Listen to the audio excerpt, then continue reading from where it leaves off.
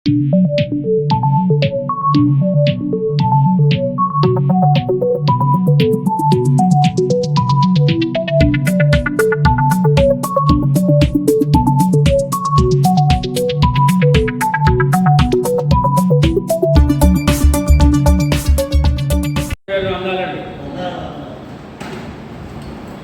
దినము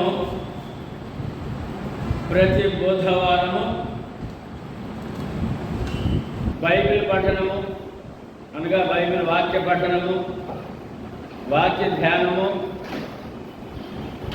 ధర్మశాస్త్ర ధ్యానము అనే బైబిల్ తరగతిగా బైబిల్ క్లాసుగా నిర్మించుకుంటున్నాం. ఇంతవరకు రోమిల్లో రాసిన పత్రిక మీద మనం సాధిస్తున్నాం. 6 అధ్యాయాన్ని 7వ అధ్యాయం మనం సాధిస్తున్నాం.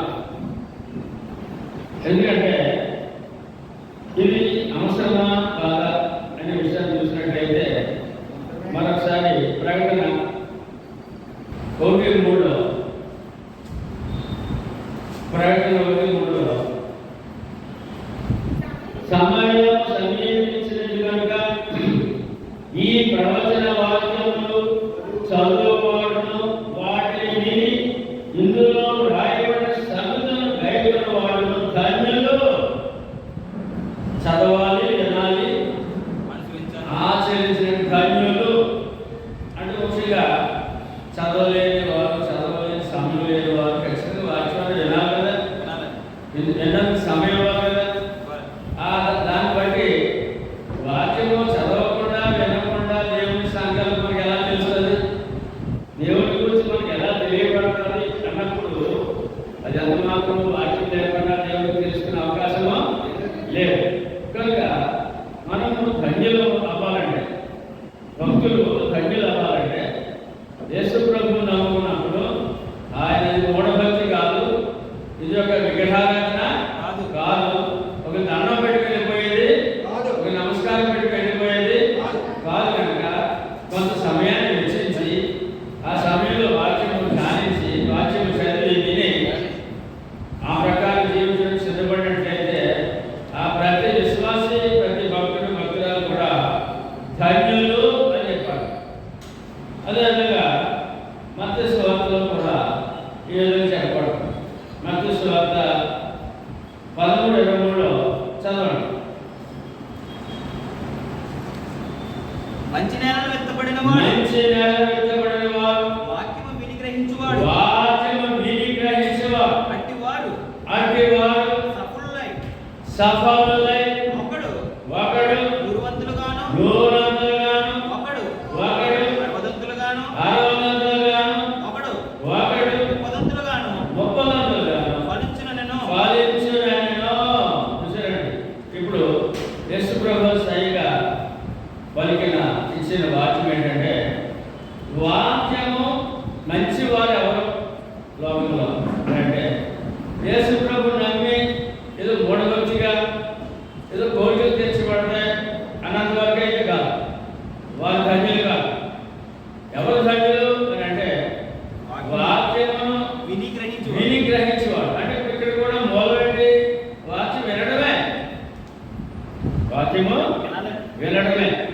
దానికి కొంత సమయం వెచ్చించాలి కదా, కొంత సమయం ఇవ్వాలి కదా. కనుక వాక్యం విని తర్వాత ఏంటంటే గ్రహింపు. వాక్యం విన్న తర్వాత వదిలేడు కాదు, దాన్ని గ్రహించుకున్నట్లయితే వారు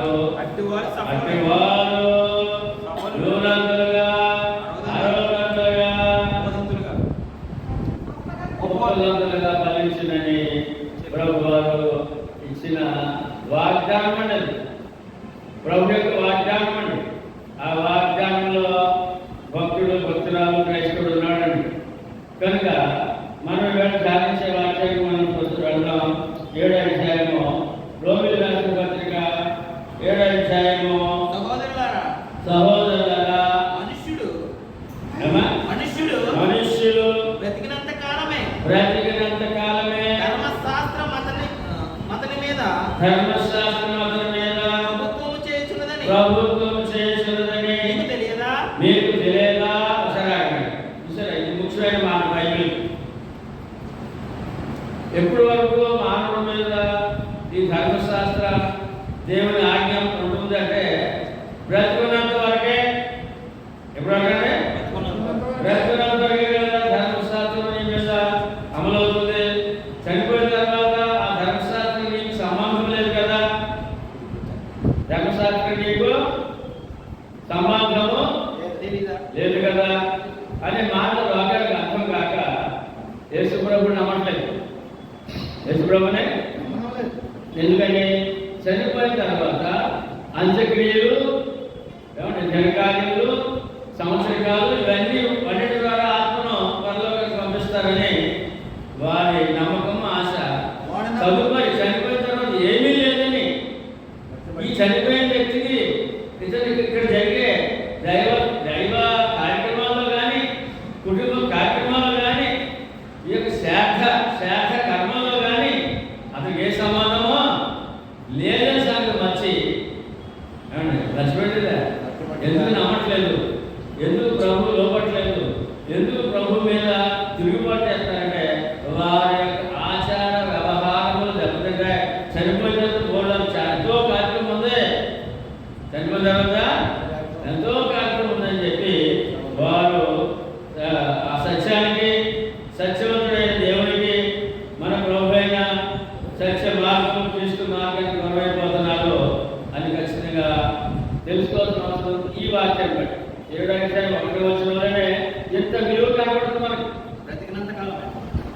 ఎంతకాలం అంటే బ్రతికినంత కాలమే. అంతేటప్పుడు క్రైస్తవుడుగా కానీ అన్యుడుగా కానీ అతను బ్రతికినందుకు చేసిన క్రియలకి సమాధానం చెప్పాలండి.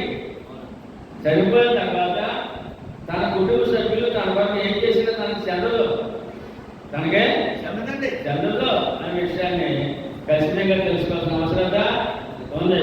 అదేవిధంగా ఇదొక వెర్రంటండి లోకం. చనిపోయిన తర్వాత గొడవ వరకు వెర్రంట.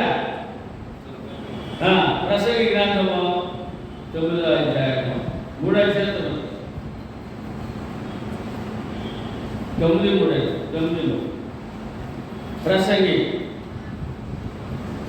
ఎలాగొచ్చే మనకు అందరికీ ఒకటే గతి సంభవించు. సూర్యుని కింద ప్రసంగి 9:3 సూర్యుని క్రింద జరుగు వాటన్నిటిలో ఇది బహు దుఃఖకరము మరియు నరుల హృదయము చెడుతనముతో నిండి ఉన్నది. ఏంటంటే చెడుతనంతో నిండి ఉంది. వారు బ్రతుకు కాలమంతయు వారి హృదయమందు వెర్రితనముండును. ఏమంటది? వెర్రితనం.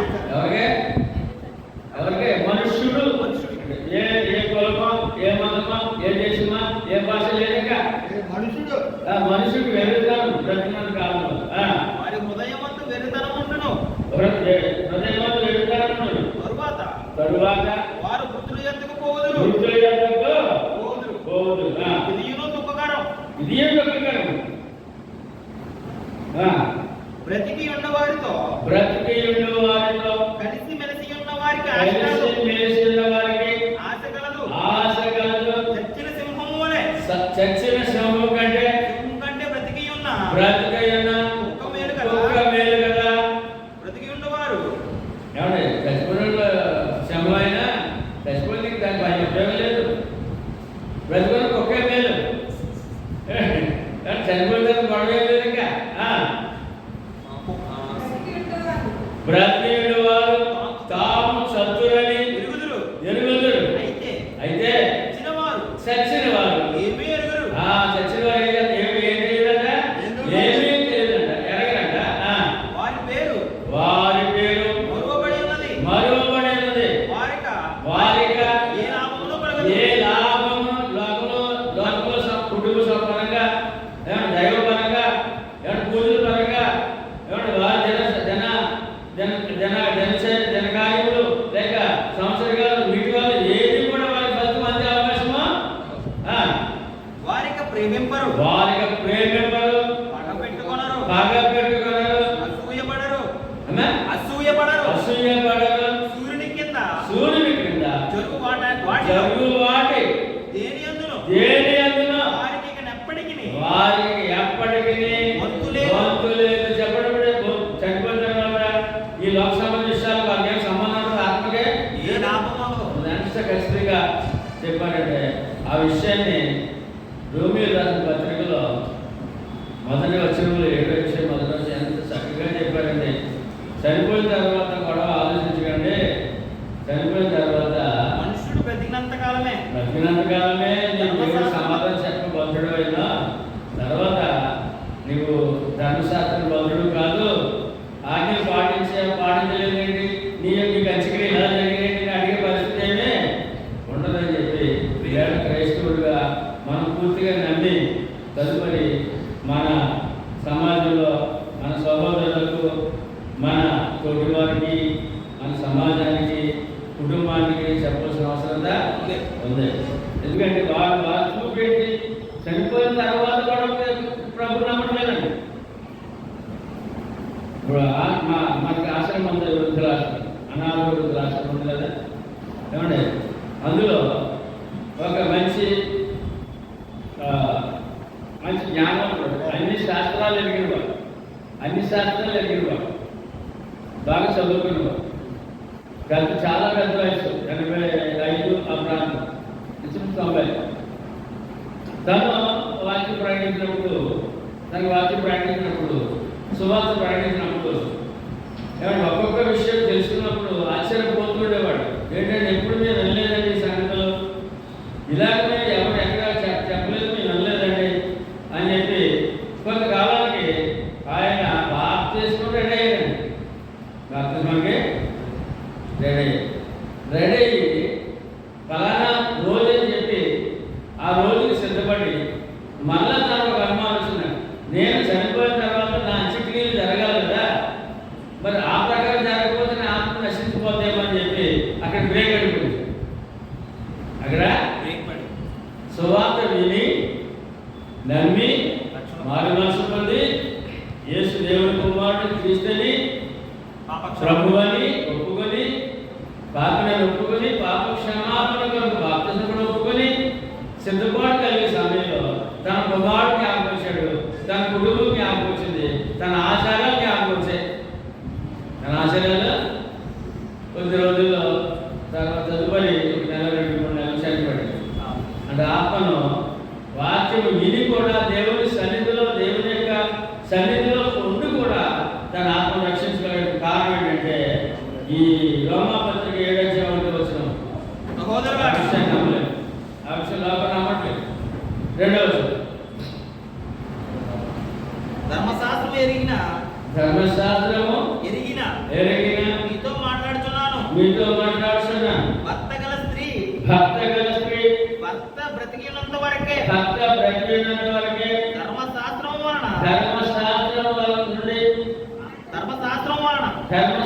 వలన అతనికి భద్రురాలు గాని భర్త చనిపోని భర్త విషయమైన ధర్మశాస్త్రం నుండి ఆమె విడుదల పొందును.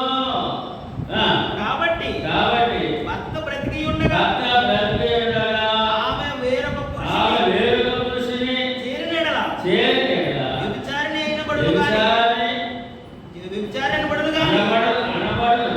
గాని కాబట్టి భర్త బ్రతికి ఉండగా ఆమె వేరొక పురుషుని చేరిన వ్యభిచారిణి ఆయన అనబడును కానీ భర్త చనిపోయిన ఆమె ధర్మశాస్త్రం విడుదల పొందను కనుక వేరొక పురుషుని వివాహం చేసుకొని వ్యభిచారిణి కాకపోను. ఇక్కడ మళ్ళా భార్యాభర్తల సంబంధం గురించి కూడా మాట్లాడతాం. చనిపోయిన తర్వాత ధర్మశాస్త్రానికి చనిపోయిన వాడికి సంబంధం లేదు. భార్యాభర్తల గురించి మాట్లాడుతూ ధర్మశాస్త్ర ఆజ్ఞలు కూడా ఎక్కువట.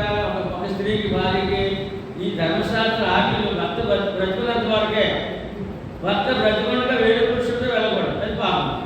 భర్త చనిపోయిన తర్వాత వేరే పురుషుని వివాహం చేసుకోవచ్చు అనే విషయాన్ని స్పష్టంగా ఏమండి భర్త చనిపోయిన స్త్రీ వివాహం గురించి ఎప్పుడో బైబిల్ 2000 క్రితమే చెప్పడం జరిగింది. నిర్భవారాలు వివాహం అని. కానీ బైబిల్ ఎంత జ్ఞానయుక్తమైందండి, ఎంత అవసరం సమాజానికి. కనుక ఈ విషయాలు మాట్లాడితే తర్వాత కావున నా సహోదరులారా మనము దేవుని కొరకు ఫలమును ఫలించినట్లు మృతుల్లో నుండి లేపబడిన క్రీస్తు అని వేరొక చేరుటకై మీరును ఆయన శరీరము ద్వారా ధర్మశాస్త్ర విషయమై మృతులైతిరి.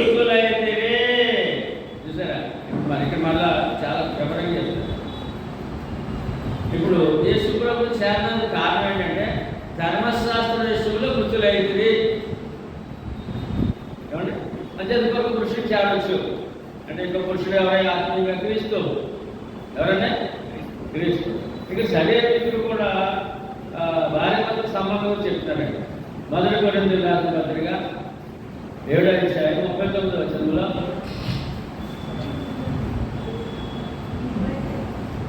1 కొరింథీ 7వ అధ్యాయం 39. భార్య తన భర్త బ్రతికినంత కాలము బద్ధురాలై ఉండును. భర్త మృతి పొందిన ఎడల ఆమెకిష్టమైన వానిని పెండ్లి చేసుకొనుటకు స్వతంత్రురాలై ఉండును గాని ప్రభువునందు మాత్రమే పెండ్లి చేసుకోవడం. అంతా క్లియర్గా చెప్పించారా? ఏమండి, భర్త చనిపోయిన వాడి గురించి ఎంత చక్కగా చెప్తుందండి. అది శరీరం కొనని చెప్పాలి. 7వ అధ్యాయం కొరింథీ రాసిన మొదటి పత్రిక 7వ అధ్యాయంలో కొంత మాట. ఇప్పుడు రోమిల 7వ పత్రిక చెప్పిన మాట అంటే ఆత్మ సంబంధంగా ధర్మశాస్త్ర సంబంధంగా చెప్తారు. ఒక పురుషుడు ఆ ధర్మశాస్త్రం చనిపోయిన వారు అయినప్పుడు ఇంకొక పురుషుడు చేరవచ్చు. ఆ పురుషుడే యేసుక్రీస్తు. అంటే ఇక్కడ 2 నిబంధనలు మాట. మొదటి నిబంధనకి కట్టుబడిన వారు మరి ఆ నిబంధన లేనప్పుడు 2వ నిబంధనకి మరి హత్తుకోవచ్చు అని చెప్పడం అన్నమాట. ఈ విషయాలు ఎఫెసీయులకు రాసిన పత్రిక చూద్దాం. పాత నిబంధన కొట్టివేయబడింది అనే విషయాలు. ఎఫెసీయులకు రాసిన పత్రిక 2వ అధ్యాయం 11 నుంచి లోకమంతా ఎక్కడ రావాలి? కాబట్టి పాత పద్ధతిలో కాదు, ఇంకా ధర్మశాస్త్రము అంటే యూదులకి ధర్మశాస్త్రము, లోకమంతా పాత పద్ధతులు ఉన్నారు. మరి వారందరూ కూడా ఎక్కడ రావాలి అని అంటే ఈ నూతన పురుషుడు ఏమంటే ఆ యొక్క వరుడు క్రీస్తు వరుడు అన్నారు. క్రీస్తు వరుడు అన్నారు. ఆ వరుడు అంటే అర్థం ఏంటంటే లోక కళ్యాణము కొరకు వచ్చిన వరుడు. అసలు లోక కళ్యాణం అనే మాట యేసుక్రీస్తుకి వాడబడుతుంది అన్నమాట. చదువు 2:11 నుంచి. కాబట్టి మునుపు శరీర విషయంలో అన్యజనులై ఉండి శరీరమందు చేతితో చేయబడిన సున్నతి గలవారు అనబడిన వారి చేత సున్నతి లేని వారనబడిన మీరు ఆ కాలమందు ఇశ్రాయేలుతో సహపౌరులు కాక పరదేశులను వాగ్దాన నిబంధన లేని పరజనులను నిరీక్షణ లేని వారును లోకమందు దేవుడు లేని వారినై ఉండి క్రీస్తుకు దూరస్తులై యుంటిరని మీరు జ్ఞాపకం చేసుకోండి. ఆయనను మునుపు దూరస్తులైన దేవుడు లేడని మొదటగా దేవుడు లేడనే స్థితిలో ఉన్నారు. క్రీస్తుకు దూరంగా ఉన్నారు. క్రీస్తు దూరస్తులయ్యారు. లోకమంత పరిస్థితి అది. ఎవరు? యూదులతో పాటు. ఎవరితో పాటు? ఆయనను మునుపు దూరస్తులైన మీరు ఇప్పుడు క్రీస్తు యేసునందు క్రీస్తు రక్తము వలన సమీపస్తులై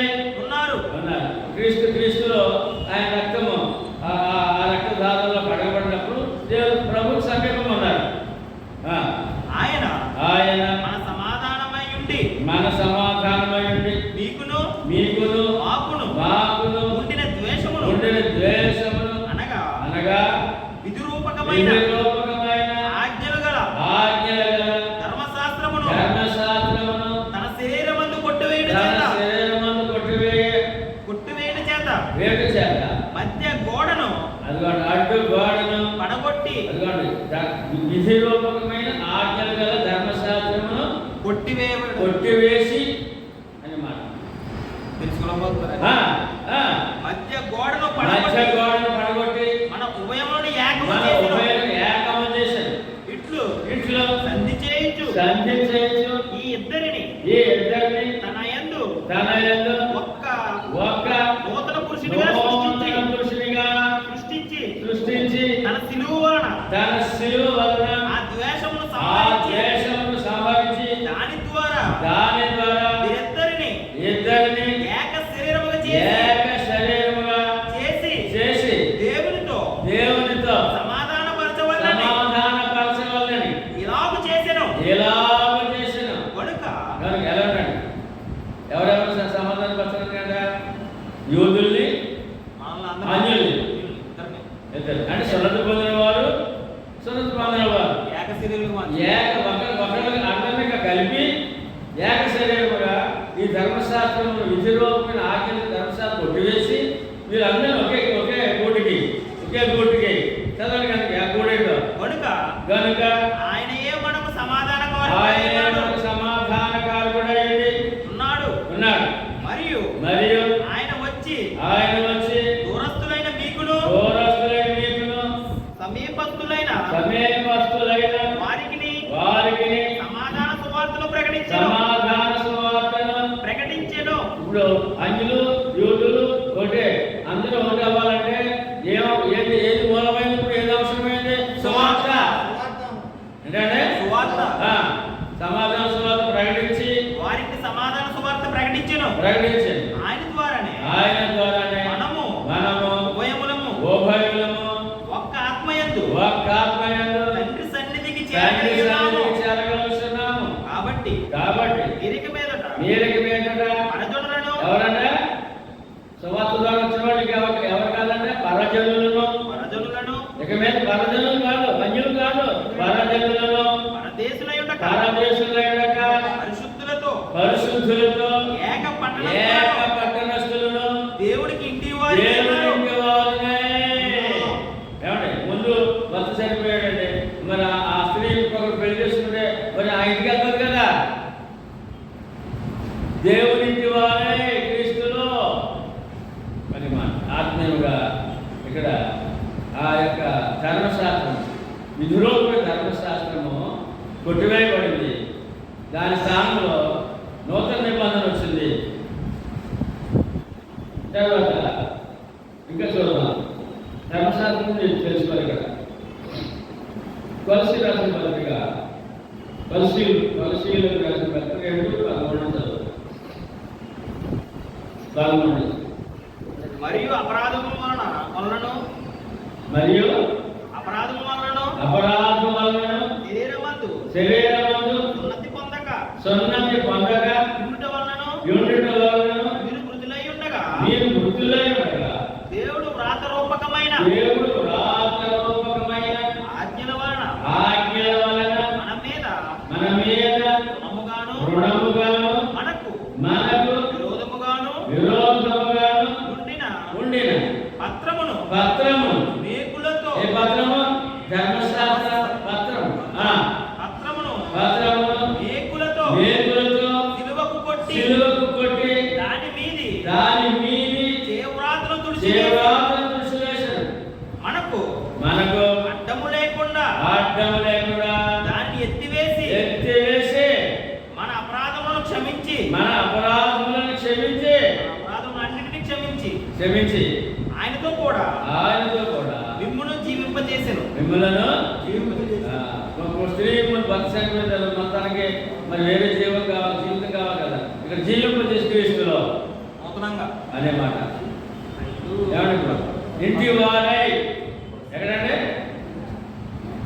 దేవుని ఇంటి వారై క్రీస్తు చేరకపోతే దేవుని ఇంటి వారు కాదు. ఆ పాత నిబంధనలో ఇంకా ఆ యూదులు ఉన్నారు. ఇంకా పాత ఆచార్య లోకమంది ఉంది. ఇంకా ఉన్నారు. మరి అక్కడి నుంచి వచ్చి ఏమంటే అక్కడ అది పాత జీవితం, ఆ పాత ఆ భర్త అనే మాట, చనిపోయాడు భర్త మరి వివాహానికి కొత్త పురుషులు చేరవలసిందే ఆత్మీయంగా అనే మాట.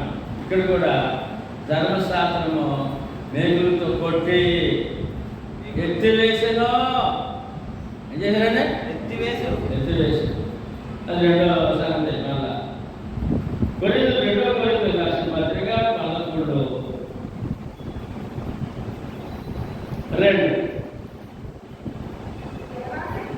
దేవాశక్తితో మీ ఎడల ఆసక్తి కలిగి ఉన్నాను.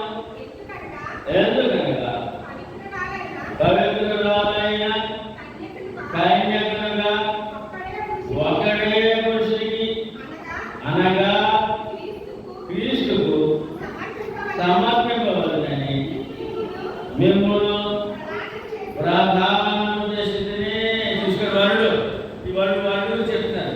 వరుడు ఎవరంటే క్రీస్తు ఒక్కడే.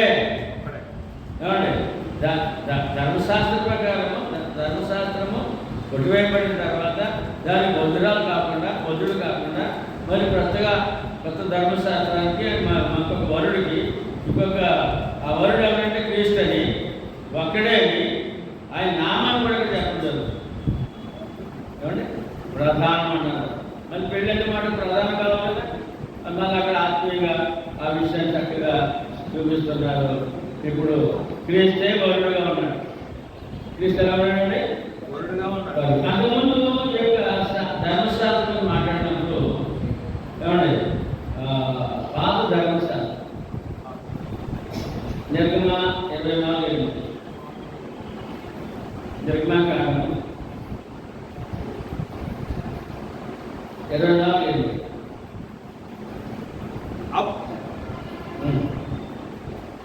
అప్పుడు 24 చదువు మోషే రక్తము తీసుకొని ప్రోక్షించి ఇదిగో నేను రక్తం ప్రజల మీద ప్రోక్షించాడంటే ఏ రక్తము? పశువుల రక్తము. పశువుల రక్తం తీసుకొచ్చి మోసే ప్రజలందరి మీద ప్రోక్షించి ఇదిగో ఇదే మీకు నిబంధన రక్తం అన్నాడు. క్రొత్త నిబంధన అన్నాడు. చదవండి. మోసే రక్తము తీసుకుని వచ్చి ప్రజల మీద ప్రోక్షించి ఇదిగో సంగతులన్నిటి విషయమై యెహోవా మీతో చేసిన నిబంధన రక్తము అని చెప్పాను. మొట్టమొదటి నిబంధన ధర్మశాస్త్రం ప్రకారం రక్తముతో ఎందుకంటే రక్తముతో నిబంధన, అది మేకల గొర్రెల రక్తం. ఆ విషయం క్లియర్గా మరొకసారి హెబ్రీయులకు రాసిన పత్రికలో మనం తెలియజేస్తున్నాడు. హెబ్రీయులకు రాసిన 9:18 హెబ్రీయులకు రాసిన పత్రిక 9:18-20 ఎందుచేత మొదటి నిబంధన కూడా రక్తము లేకుండా ప్రతిష్ఠింపబడలేదు. ధర్మశాస్త్ర ప్రకారము మోషే ప్రతి ఆజ్ఞను ప్రజలతో చెప్పిన తర్వాత ఆయన నీళ్లతోనూ రక్త వర్ణము గల గొర్రె బొచ్చుతోనూ విశ్వపుతోనూ కోడుల యొక్కయు మేకల యొక్కయు రక్తమును తీసుకొని దేవుడు మీ కొరకు విధించిన నిబంధన రక్తమిదే అని చెప్పుచు పాత నిబంధన గురించి రక్తముతో పాత నిబంధన గొర్రెల మేకల రక్తముతో అని 21 చదవాలి. గ్రంథం మీద ప్రజలందరికీ మీద ప్రోక్షించాను. అదే విధముగా గుడారం మీదను సేవా పాత్రలన్నిటినీ మీదను ఆ రక్తమును ప్రోక్షించాను. మరియు ధర్మశాస్త్ర ప్రకారము సమస్త వస్తువులను రక్తము చేత శుద్ధి చేయబడిననియు మరియు రక్తము చిందింపకుండా రక్తము చిందింపకుండా పాప క్షమాపణ కలుగుదనియు పాప క్షమాపణ కలుగుదనియు సామాన్యముగా చెప్పవచ్చును సామాన్యముగా చెప్పవచ్చును. రక్తము చిందింపు కూడా అక్కడ రక్తము ద్వారా మొదటి నిబంధన నిబంధన రక్తం ఇచ్చారు ప్రార్థన రక్తం ద్వారా మరి రక్తం చిందింపకుండా పాప క్షమాపణ జరగదన్నప్పుడు ఇప్పుడు కోడిల మేక రక్తం కాదండి. మత్స్యవాళ్ళు 26, 28 ఏ రక్తం అప్పుడు ఆ రక్తం పనికిరాదప్పుడు ఎక్కడ ఎన్ని బలు ఇచ్చినా ప్రపంచానికి బలు ఉన్నాయి, బలు ఇస్తున్నారు. ఆ బలు పనిచేయప్పుడు లోకం మీద ఇది నా రక్తము ఇది నా రక్తము అనగా అనగా పాప క్షమాపణ పాప నిమిత్తము క్షమాపణ నిమిత్తము అనేకుల కొరకు అనేకుల కొరకు చిందింపబడుచున్న నిబంధన రక్తము రక్త నిబంధన రక్తము క్రీస్తు రక్తము. అనేకులు లోకంలో కోళ్ళు మేకలు ఎద్దులు ఇవన్నీ భరించి ఇంకా రక్తం దగ్గర ఉన్నారు. ఏమంటే ఇస్రాయేలు యూదులు కూడా అక్కడ ఉన్నారు. ఏమంటే ముస్లిం సమాజం అక్కడ ఉంది, అన్ని సమాజం కూడా ఈ జంతు బలి దగ్గర ఉన్నారు. క్రీస్తు రక్తం రావాలి. క్రీస్తు బలియాగమైన మన కొరకు ఆయన రక్తం వలన ఇది నా రక్తము అనేకులైన పాపులకు చిందించబడుతున్న నిబంధన రక్తము. వచ్చిందండి? దొరికిందా మనకి? ఉన్నామా ఆ రక్తంలో? ఆ రక్తం శుద్ధయ్యమా? ఇంకా ఎలా చెప్తాను? హెబ్రీయులకు రాసిన పత్రిక నిబంధన 19 నిబంధన ఆయన నీ చిత్తము నెరవేర్చుటకు ఇదిగో నేను వచ్చి ఉన్నాను చెప్పుచున్నాను. ఇవన్నీ ధర్మశాస్త్రం చొప్పున అర్పింపబడుచున్నవి. ఆ రెండవ దానిని స్థిరపరచుటకు మొదటి దానిని కొట్టివేయుచున్నాను. మొదటి ధర్మశాస్త్రం అంటే పాత నిబంధన కొట్టివేస్తున్నాను అన్నాడు. ఏంటంటే క్రీస్తు రక్తముతో ఎందుకంటే క్రీస్తు రక్తముతో అజంత రక్తం క్రీస్తు రక్తములో క్రీస్తు రక్తం నిబంధన అందులో ఉన్న మానవుడు లోకంలో ఏ మానవుడైనా ఏ దేశమైనా ఏ భాష అయినా ఏ కులమైనా ఏ మతమైనా కొత్త నిబంధన ప్రకారం నాకు దొరికిందా? 8:13 ఫిబ్రవరి అండి. ఆయన క్రొత్త నిబంధన అని చెప్పుడు చేత మొదటిది పాతదిగా చేసి ఉన్నాడు. ఏంటంటే అది పాత నిబంధన అంటాం. మొదటి నిబంధన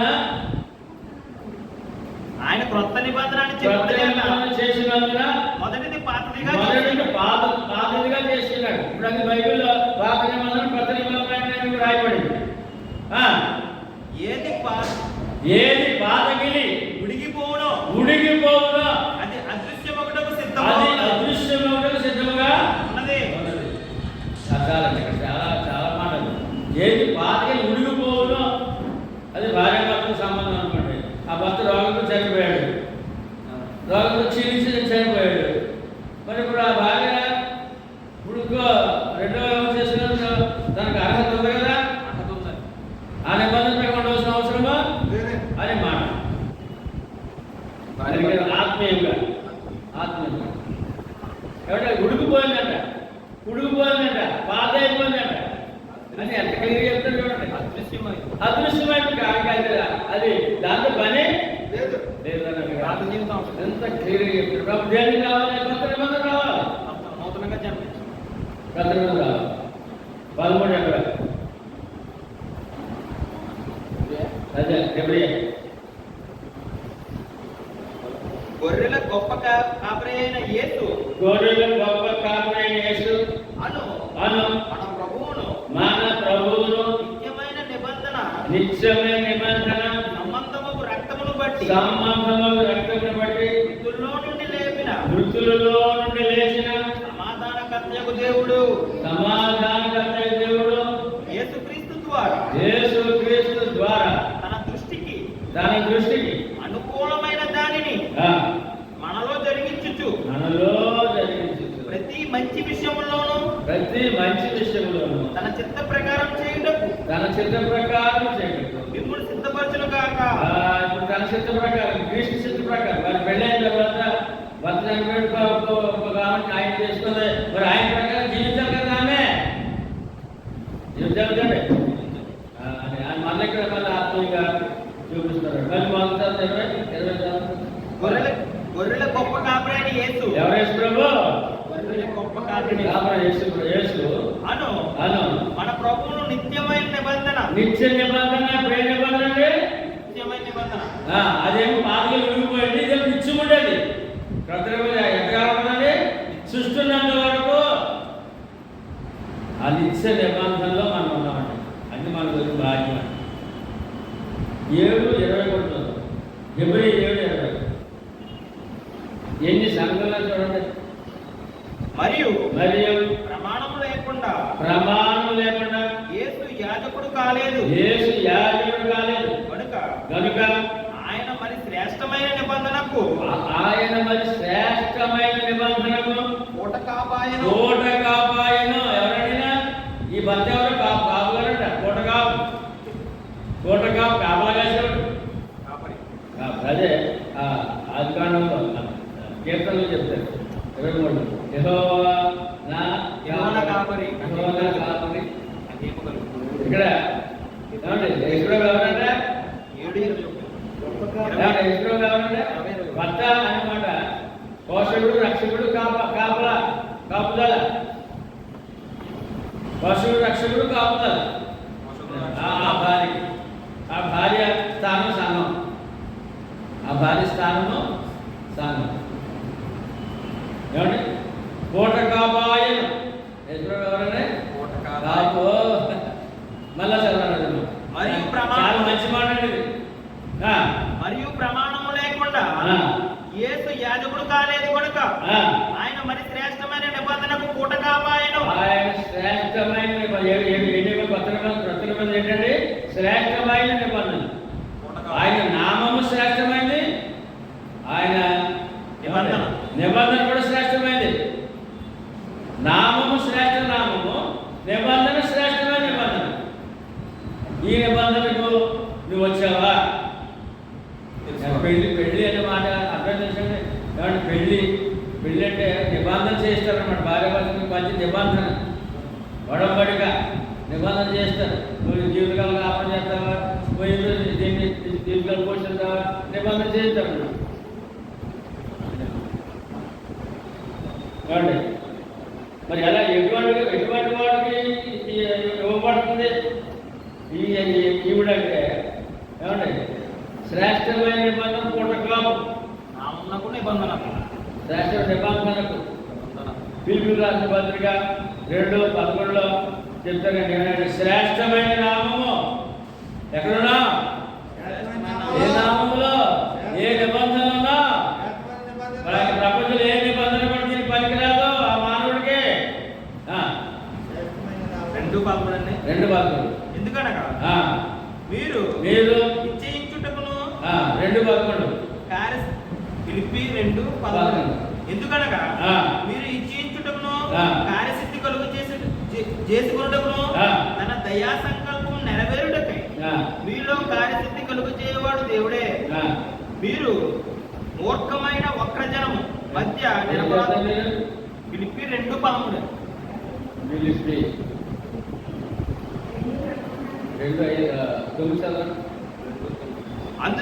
అందుచేతను పరలోకమందున్న వారిలో గాని భూమి మీద ఉన్న వారిలో గాని భూమి క్రింద ఉన్న వారిలో గాని ప్రతి వాని మోకాలు యేసు నామమున ప్రకారం ఏంటంటే లోపల ప్రతి వాని మోకాలు యేసు నామమున మోగినట్లును ప్రతి వాని నాలుక తండ్రి దేవుని మహిమార్థమై యేసుక్రీస్తు ప్రభువని నోటితో ఒప్పుకున్నట్లు దేవుడు ఆయనను అధికముగా హెచ్చించి ప్రతి నామమునకు శ్రేష్ట నామం. ఏమండి? శ్రేష్ట నామం, శ్రేష్ట నిబంధన. ఎక్కడున్నా మనం లోకాలు అందరూ రావాల్సిందే. అనే విషయాలు ఇన్ని సంగతులు ఇక్కడ ఏమంటే భర్తను ఎప్పుడు ఈ స్త్రీ భర్తను వేరుగా పురుషుడు చేరడానికి అన్నమాట. ఇప్పుడు వేరుగా నిబంధన మారడం ఎప్పుడంటే పాత నిబంధన కొట్టివేయబడింది, ఏమంటే గుడికిపోయింది, ఎత్తువేయబడింది, ఎన్ని మాటలు మాట్లాడతారు. ఇంకా అక్కడ లేవు. ఇప్పుడు ఇశ్రాయేలు కానీ యూదులు కానీ ఇంకా అక్కడే పట్టుకున్నారు, అందరూ పరదేశంలో ఉన్నారని చెప్పి. తర్వాత 5వ వచనం రోమా 7:5 మనము శరీర సంబంధమై ఉండినప్పుడు మరణార్థమైన ఫలమును ఫలించుటకై ధర్మశాస్త్రములైన పాపేచ్ఛలు మన అవయవములలో కార్యసాధనములై ఉండెను. ఎందుకంటే ధర్మశాస్త్ర ప్రకారం ఉన్నప్పుడు వాళ్ళు మాట్లాడు ఏమండి మన కార్యాలన్నీ కూడా పాపార్థమైనదే, పాపకార్యాలు అయిపోయి ఎందుకంటే ఆధ్యాత్మికం చేశారు, పాపం పాపం అని చెప్పి మనం జ్ఞాపకం చేస్తున్నాడు. ఇప్పుడైతే దేని చేత నిర్బంధింపబడితిమో దాని విషయమై చనిపోయిన వారమై ధర్మశాస్త్రము నుండి విడుదల పొందితిమే. కనుక మనము అక్షరానుసారమైన ఎక్కడ చెప్పినట్టు ఉన్నాం క్రైస్తవుడు అంటే ధర్మశాస్త్రం విడుదల, ధర్మశాస్త్రం నుండి అదే కావాలి. నేను ఇంకా వాయిద్యాలు వాయిస్తాను, ఇంకా డ్యాన్స్ చేస్తాను, ఇంకా బలి అర్పిస్తాను, ఇంకా నైవేద్యాలు పెడతాను, దూపం వేస్తానంటే ఎలా కుదురుతుంది? శనివారం ఆరాధిస్తానంటే ఆయన చెప్పిన ప్రకారం అవకాశం లేదు, ఇంకా అవసరం లేదు.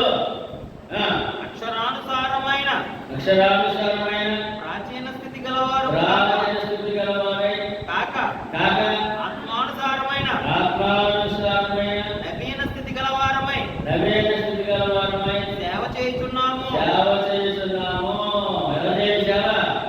పాత స్థితి కాదంటే నవీన స్థితి, ఆత్మతో వచ్చిన నవీన స్థితి గలవారమై దేవుని సేవ అంటే ప్రస్తుత నిబంధన ప్రకారం దేవుని సేవ చేయాలి. నిజమైన సేవ అది. దేవుని సేవ చేస్తున్నాడంటే ఇవాళ భాగ్యం మనకు దొరికింది, లోకమందరికి కూడా ఆయన ఇవ్వడం సిద్ధంగా ఉన్నాడు. కాబట్టి ఏమందుము ధర్మశాస్త్రము పాపమాయన ధర్మశాస్త్రం వల్లనే కానీ పాపము ఎట్టిదో నాకు తెలియకపోవును. ఏంటంటే పాపమని ఎలా తెలిసింది?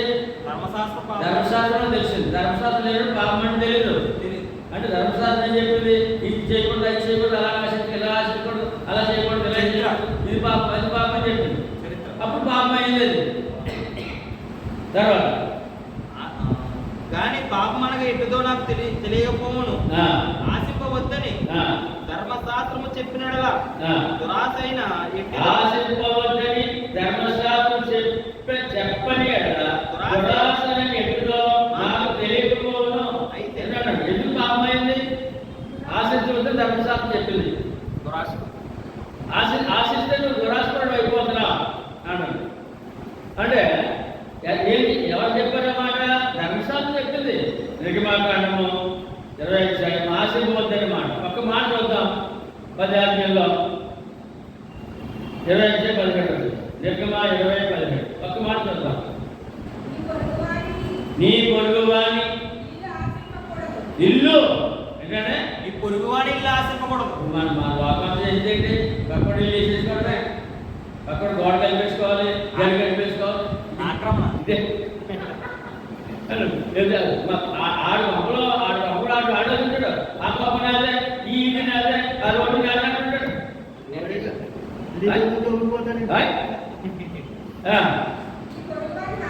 నీ పొరుగువాని ఆశింపకూడదు. ఒకటి పొరుగువాని భార్య పొరుగువాని భార్య.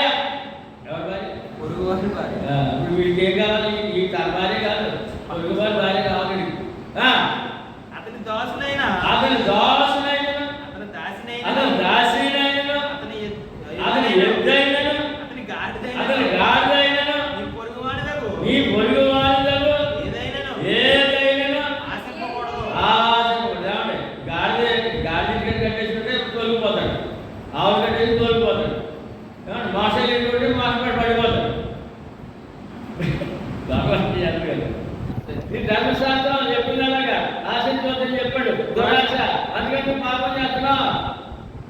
ధర్మశాస్త్రం పాపం చెప్తుంది, పాపాన్ని ఎత్తి చూపిస్తుంది ధర్మశాస్త్రం.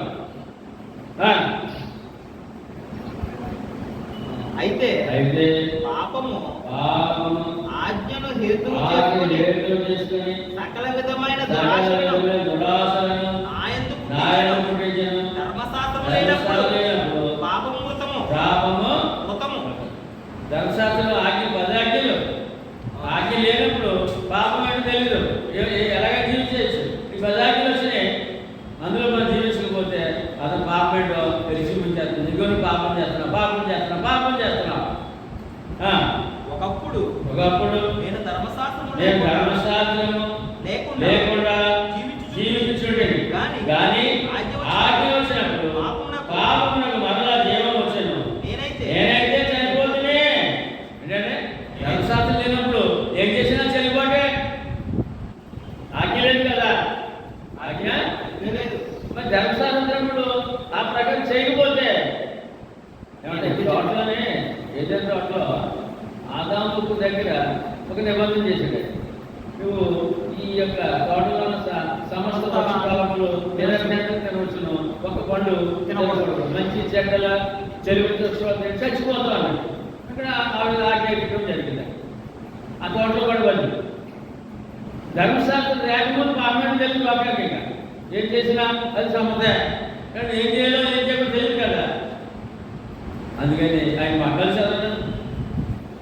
ఒకప్పుడు నేను ధర్మశాస్త్రము లేకుండా జీవించుచుంటిని కానీ ఆజ్ఞ వచ్చినప్పుడు ఆజ్ఞ వచ్చినప్పుడు పాపమునకు మరలా జీవం వచ్చును. ఆ ధర్మశాస్త్రం అంటే ఏంటంటే 10 ఆజ్ఞలు. ఆజ్ఞ వచ్చినప్పుడు పాపములకు మరలా జీవం వచ్చును. మళ్ళీ ఏమొచ్చేసింది? నేనైతే చనిపోతుని. మరి ఆజ్ఞ ప్రకారం జీవించకపోతే ఎవరయ్యాడు? చనిపోవడం ఏంటి? ఎపిసోడ్ 2 చెప్పండి, అందరూ చెప్పండి. మన అపరాధములు చేతను పాపములు చేతను చచ్చిన వారైన కదా. మరి క్రీస్తు అవసరం కదా. ఎందుకు కావాలి? బ్రతికించాలి, బ్రతకాలి కదా. బ్రతకడం వలన క్రీస్తు రక్తము ఈ మానవుడికి అవసరము.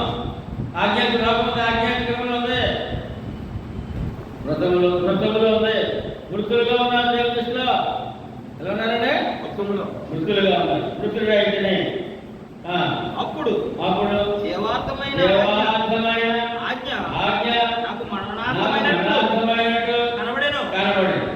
ఎలాగనగా పాపము ఆజ్ఞను హేతువు చేసుకొని నన్ను మోసపుచ్చి దాని చేత నన్ను చంపాను. ధర్మశాస్త్రం వల్ల ఏమైనప్పుడు ఆత్మ చచ్చిపోయింది. ఆత్మకి నేను చచ్చిపోయాను అని లేదు.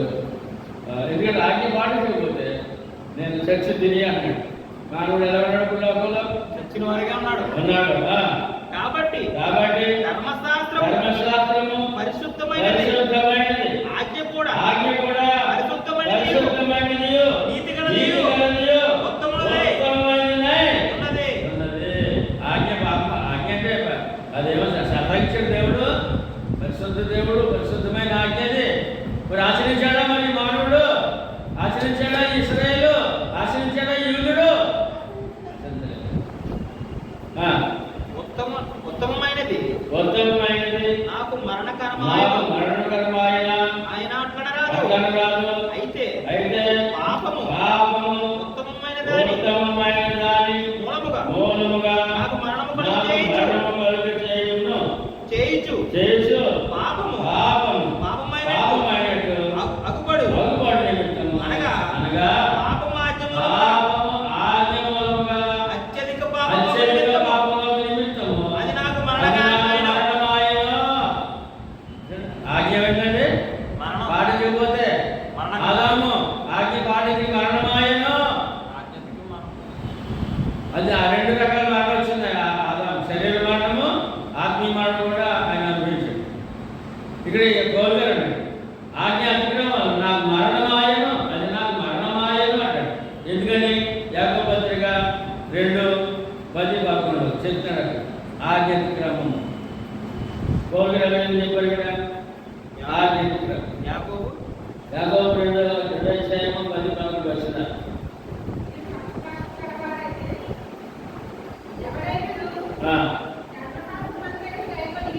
ఎవడైనా ధర్మశాస్త్రం అంతయో గైకొని నేను ఒక ఆజ్ఞ విషయంలో తప్పిపోయిన ఆజ్ఞలన్నిటి విషయంలో అపరాధే. 10 ఆజ్ఞలు ఉన్నాయండి. ఎన్ని ఆజ్ఞలు? ధర్మశాస్త్రం ఆజ్ఞలు 10 ఆజ్ఞలు. 10 ఆజ్ఞలు మనం ఆఖరి ఆజ్ఞ చూసాం. ఏంటి? ఆశించవద్దు. ఏం ఆశించవద్దు? పొరుగు వాని భార్యను, ఇల్లు, భార్య, పశువు, పనివాడు, ఎవరిని కూడా ఏదైనా సరే ఆశించకూడదు అని ఇన్ని ఉన్నాయి కదా. ఈ 10 ఆజ్ఞలు ఒక్క ఆజ్ఞ మీరితే అపరాధే అని చెప్పి అలా ఎందుకు మరణం అన్నాడు. ఈయన ఆజ్ఞ పాటించకపోతే అతను ఆత్మ మరణం అయిపోతున్నాడు, చచ్చిపోయిన కూడా అవుతున్నాడు. ఇశ్రాయేలు ప్రజలు ఏమంటే వారు ఎందుకు అంత నష్టపోయాడంటే 10 ఆజ్ఞలు కూడా వారు ఇచ్చినప్పుడు విగ్రహాలను గట్టి నొక్కి చెప్పినప్పుడు వారు అదే పని చేశారు. అందరూ కూడా విగ్రహాలను చేశారు. ఏం చేశారండి? విగ్రహాలు చేశారు. కనుక మరి ఏం చేశారు? కర్మలు ఏం చేశారు? వాళ్ళు ఏదో చేశారు. మరి ఒకటి తప్పాలి కదా. ఒకటి తప్పడం వల్ల ఏంటంటే మొత్తం ఆజ్ఞలన్నీ తప్పినట్టే అతను పాపం చేసిన వాడు మరణానికి పాల్పడ్డాడు. 11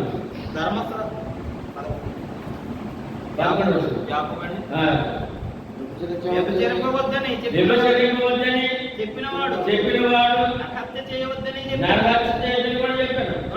కనుక నువ్వు వ్యభిచరింపపోయినను హత్య చేసినడలా నరహత్య నరహత్య చేసినడలా ధర్మశాస్త్ర విషయంలో అపరాధి వైద్యువి. నేను వ్యభిచారం చేయలేదని చాలా ఎక్కువ ఉంటుంది. ఎవరైనా ఆశించలేదు. కానీ ఎవరైనా చెప్పడం ప్రాబ్లం వచ్చిందంటే నువ్వేమో ఏమండి ఇంకా మరి నరహత్య కానీ చాలా ఆజ్ఞలు ఉన్నాయి కదా. ఉన్నాయి కదండి, ఉన్నాయి కదా. నేను నరహత్య చేయాలని వ్యభిచారం చేశానంటే మరి ఆ వ్యభిచారం కూడా చేయడం ఉంది కదా అని చెప్పి ఆజ్ఞాతిక్రమం జరిగితే ఎంత ప్రమాదం ఏకపత్రికలో చాలా వివరంగా చెప్తారనమాట. ఏమండి రోమియోలు 14 ధర్మశాస్త్రము ఆత్మ సంబంధమైనదై జరుగుతుంది. ధర్మశాస్త్రం ఏంటంటే శరీర సంబంధం కాదు, ఆత్మ సంబంధమైన జరుగును. అయితే నేను పాపమునకు అమ్మబడి శరీర సంబంధమైన ఆత్మ సంబంధం ధర్మశాస్త్రం పాటించకపోతే ఈ వ్యక్తి ఏమైనాడు, ఈ భక్తుడు ఏమైనాడు, ఈ యూదుడు ఏమైనాడు, ఈ ఇశ్రాయేలు ఏమైనాడు అంటే పాపే ఉన్నాడు.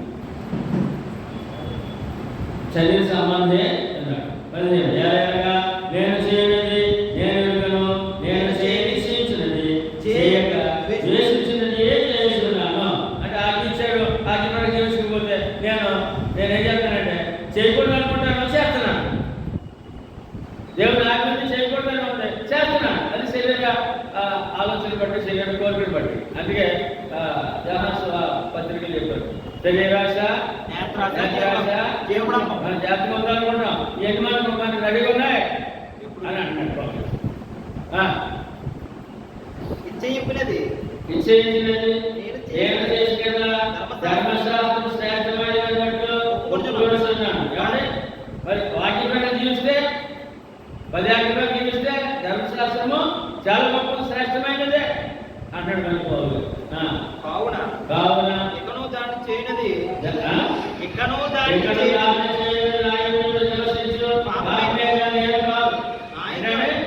మనుషులు ఏమవుతాయి? ఆజ్ఞాతిక్రమం ఉంటే పాపం ఉంది, పాపం ఉంటే ఆజ్ఞాతిక్రమం ఉంది అని చెప్పాలి. నాయత్తు అనగా నా శరీరమందు మంచి దేవుడు ఎవరు చెప్పుకుని నేను ఎరుగుదును. వేరేది చేయని కోరిక నాకు కలుగుతున్నది కానీ దాన్ని చేయడం నాకు కలుగలేదు. ఏమంటే మనం అనుకుంటే చాలా మంచివాడు ఏంటంటే మా సహోదరి స్త్రీలు కూడా భర్త కంటే చాలా మంచిదని అనమాట. భర్త భార్య కంటే చాలా మంచివాడు అనమాట. ఈ పౌరు గారికి మంచోడు మంచి అనేది ఏమి లేదంట. ఆ మంచి అనేది ఎలా వస్తుందంటే దేవుడు నాకు పాటించినప్పుడు వస్తుందంట. ఎప్పుడంటే దేవుడు ఆజ్ఞాపించాలి. లేకపోతే వాడు మంచోడు కాదు. ఈ మనుషుడు స్త్రీ గారి పురుషుడు మంచోడు కాదు. కాబట్టి మంచోడు మేము మంచోడు ఉప్పకపోతూ దేవుడి దగ్గర చేరట్లేదు. ఆజ్ఞ ప్రకారం జీవించాలి. దేవుడి దగ్గర చేరట్లేదు. ఇక్కడ అన్నాడు ఈయన, నా శరీరంలో మంచిగా ఏది లేదంటాడు. మరి నువ్వే చెప్పాలి, నేనే చెప్పాలి. వాక్య ప్రకారం జీవించడం మంచివాడే మంచిదన్నాడు. ఓకే.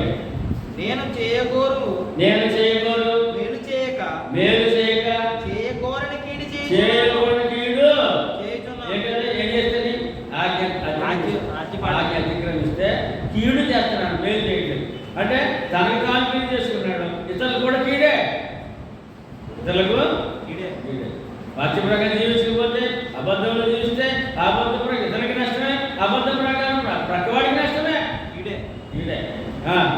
నేను నేను కోరిన దాన్ని చేసిన దానం చేసిన దాన్ని చేయనది దానం చేయని నాయందు నాయందు నివసించు పాపమే గాని ఇకను నేను కాదు. ఏకను నేను కాదు. కాబట్టి కాబట్టి మేలు చేయగోరు మేలు చేయకూడదు, నాకు నాకు కీడు చేయుట కీడు చేయుట కలుగుచున్నదని ఒక విషయం నాకు కనబడుతున్నది. నిజమే, మేలు చేయాలనుకున్నాను, జాగ్రత్తగా జీవించాలనుకున్నాను, కానీ ధర్మశాస్త్రం ప్రకారం ఆజ్ఞాత్మకం జరిగిపోతుంది. కనబడట్లేదు. అందుకని మేలుగా జీవించినందుకు, మంచిగా జీవించినందుకు అవకాశము కుదరట్లేదు అన్నాడు. అంతరంగపు పురుషుని బట్టి అంతరంగ పురుషుని బట్టి దేవుని దేవుని ధర్మశాస్త్రమందు నేను నేను ఆనందించున్నాను కానీ ఆనందించున్నాను కానీ వేరొక వేరొక నియమము నా అవయవములో ఉన్నట్టు ఉన్నట్లు నాకు నాకు కనబడుతున్నది. కనబడుచున్నది. అది నా అది నా మనస్సు మనస్సునందున్న ధర్మశాస్త్రంలో ధర్మశాస్త్రములో పోరాడుచున్నాను. నా అవయవములలో ఉన్నాడు, పోరాడుచు అన్నాడు. పోరాడుచు. ఇప్పుడు ఆయన క్రైస్తవుడు అయ్యాడండి, భక్తులు పొందాడండి. ధర్మశాస్త్రం వైపు లావుతున్నాడు ఇంకా మనిషి. అదే ధర్మశాస్త్రం వైపు లావుతున్నాడు మనిషి పొందాడు. నా అవయవములో నా అవయవములలో ఉన్న పాప నియమములకు నన్ను చెరపట్టి లోబడుచు కొలుచున్నది. అయ్యో ఏం చేస్తున్నాడు? ధర్మశాస్త్రం వైపు లావుతున్నాడా? అందులో బయటకు వచ్చేసాడు. బయటకు వచ్చి మళ్ళీ అది లావుతున్నాడు. దాని వైపు ఇంకా ఈ యాజ్ఞ ఆ యాజ్ఞ చేయి, ఈ యాజ్ఞ చేయలేమో, చేయకూడదు తప్పేమో అంటే మన మనసట్లు అవుతున్నాడు. కాబట్టి అంటే మన ఇప్పుడు ఒక సృష్టి పూజ నుంచి ఒక వ్యక్తి ప్రభువుని నమ్మడం అనుకోండి, ఆ ప్రభువులో ఎక్కడికెళ్తున్న అడగకుండా మార్గంలో మరి వెనకే ఆ పండగ ఈ పండగ, ఆ పూజ ఈ పూజ, ఆ వ్రతము ఈ వ్రతము, ఆ మొక్కు అని మన మనసు లాగింది అనుకోండి, అతను నిలకడగా ఉండగలరా? ధర్మశాస్త్రం బయటకు వచ్చినాడు, మన ధర్మశాస్త్రం జ్ఞాపకం వస్తే నేను నిలకడగా ఉండగలనా? నిలకడగా ఉండలేను. అయ్యో అయ్యో నేనెంత దౌర్భాగ్యుడునో. ఏం చేస్తే క్రీస్తులోని మళ్ళీ అనికెళ్తే క్రీస్తులోండి మళ్ళా పాత జీవితం అయ్యో నేనంత దౌర్భాగ్యుడను, ఇంటి ఇంటి మరణములోనకు శరీరము ఎవరు విడిపించును మన ప్రభువైన యేసుక్రీస్తు ద్వారా ఎవరు ఇంటి మరణము అపరాధముల చేతను పాపముల చేతను మరణము ఎవరు విడిపించును అని అంటే క్రీస్తే. క్రీస్తు తప్ప ఇంకా విడిపించేవాడు ఎవరు లేరు. మన ప్రభువైన మన ప్రభు యేసుక్రీస్తు ద్వారా దేవునికి కృతజ్ఞతాస్తుతులు చెల్లించుచున్నాను కాగా మనస్సు విషయములో నేను దైవ నియమములను శరీర విషయంలో పాప నియమములను దాసుడనై ఉన్నాను. ఇంకా అనుమానం ఉందట. అంటే ఈ యూదులకు చెప్తున్నాడు అలాగే రక్షణ పొంది ఏమండి ఆ సృష్టి పూజ లేకపోతే ఆ మతమో ఆ సొన్నతో విడిచిపెట్టి వచ్చినప్పుడు వాళ్ళు వెనకలు ఆగుతుంటే ఇంకా పాపంలో ఉన్నట్లెక్క, పాప నియమంలో. అందుకని అవన్నీ కూడా రద్దయిపోయినాయి కనుక, దాని నుండి విడుదల పొందాను కనుక, క్రీస్తుని హత్తుకున్నాను కనుక, ఎవరంటే క్రీస్తుని హత్తుకున్నాను కనుక మన ప్రయాణము ఆ ప్రకారమే ప్రత్యేకమైన ప్రకారం ప్రయాణం సాగవలసిన అవసరం ఉంది. అంటే భాగ్యం మనకు దొరికింది. అలా నడుస్తూ ధర్మశాస్త్ర పాత నిబంధన కొత్త నిబంధన కలిపి చెడుపుగా వద్దని చెప్పవలసిన అవసరత మీద ఉంది. కొరింథీయులకు రాసిన పత్రిక 2వ పత్రిక 2:17 చెప్తారు. లోకం ఏం చేస్తుంది? పౌలు ఖండిస్తున్నాడు. అదే చెప్తున్నాడు. అందుకే పాపం అయిపోతున్నాను. 2వ పత్రిక 2:17